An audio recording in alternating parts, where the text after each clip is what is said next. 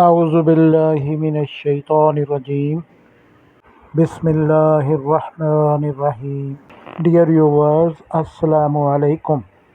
Welcome to JemeilTv once again. This is the second episode regarding the background and historical events that lead to the revelation of Surah Almunafiqun. Let us start from where the last episode ended. On the occasion of the Battle of Uhud, this man committed open treachery and withdrew from the battlefield with 300 of his companions. One should note that at this critical moment, when he so acted, the Quraysh had marched upon Medina with 3,000 troops, and the Holy Prophet Sallallahu had marched out with only 1,000 men to resist them.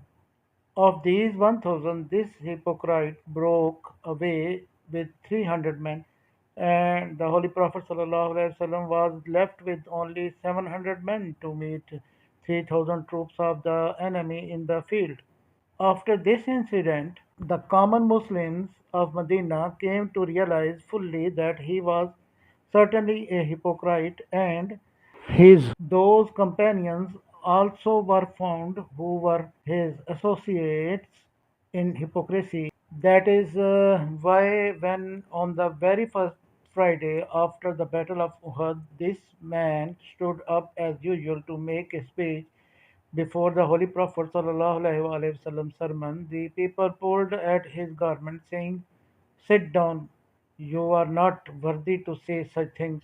That was the first occasion in Medina when this man was publicly disgraced.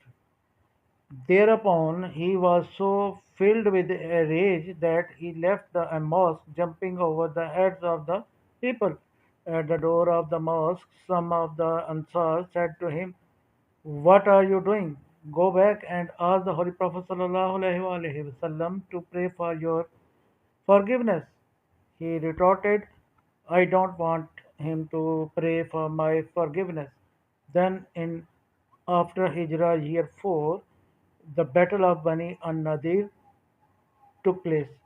On this occasion, he and his companions supported the enemies of Islam even more openly. On the one side, the Holy Prophet ﷺ and his devoted companions were preparing for war against their enemy, the Jews, and on the other, these hypocrites were secretly sending messages to the Jews to the effect, "Stand firm, we are with you. If you are attacked, we will help you, and if you are driven out, we too will go out with you."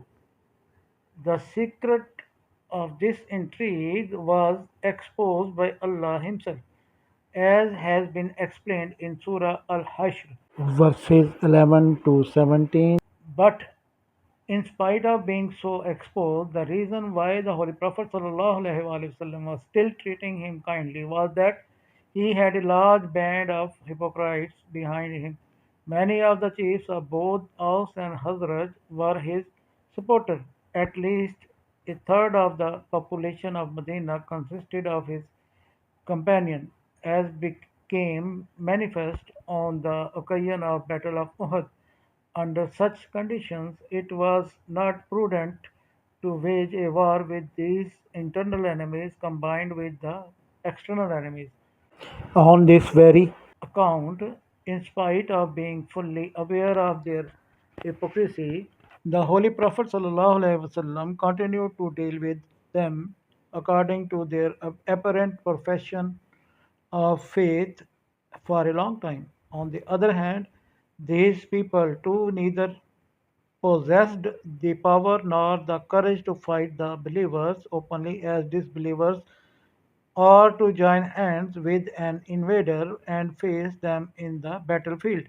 Apparently, they were a strong hand, but inwardly they had the weakness which Allah has vividly portrayed in Surah Al-Hashr, verses 12 to 14. Therefore, they thought their well being lay only in posing as Muslims. They came to the mosque, offered the prayers, gave away the zakat, and would make tall oral claims to the faith, which the true Muslim never felt the need to do.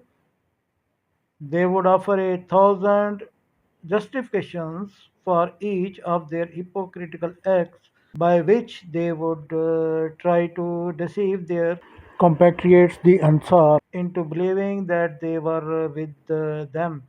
By these designs, they were not only saving themselves from the disadvantages which could naturally accrue if they separated themselves from the Ansar Brotherhood, but also taking advantage of the opportunity to make mischief which were available to them as member of the Muslim Brotherhood. There were the causes which enabled Abdullah bin Abi and like-minded hypocrites to get an opportunity to accompany the Holy Prophet Sallallahu in his campaign against the Bani al-Mustalik, and they simultaneously engineered two great mischiefs which could shatter the Muslim unity to pieces. However, by virtue of the wonderful training in discipline that the Muslim had received through the pure teaching of the Quran and the companionship of the Holy Prophet Sallallahu, both mischiefs were stopped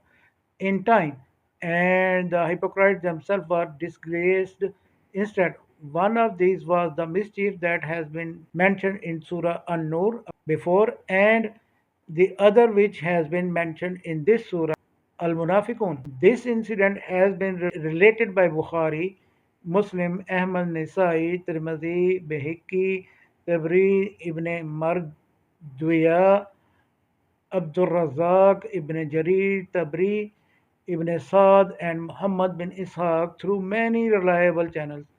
In some traditions, the expedition in which it took place has not been named, and in others, it has been connected with the Battle of the Book, but the authorities on the battles fought by the Holy Prophet Sallallahu and history are agreed that this incident took place on the occasion of campaign against the Bani al-Mustalik. The following seems to be the real story when all the traditions are read together. Here we take a break in this episode, and in the next, we will continue to study the historical background of the surah. Please stay connected to JemeilTv. Thank you.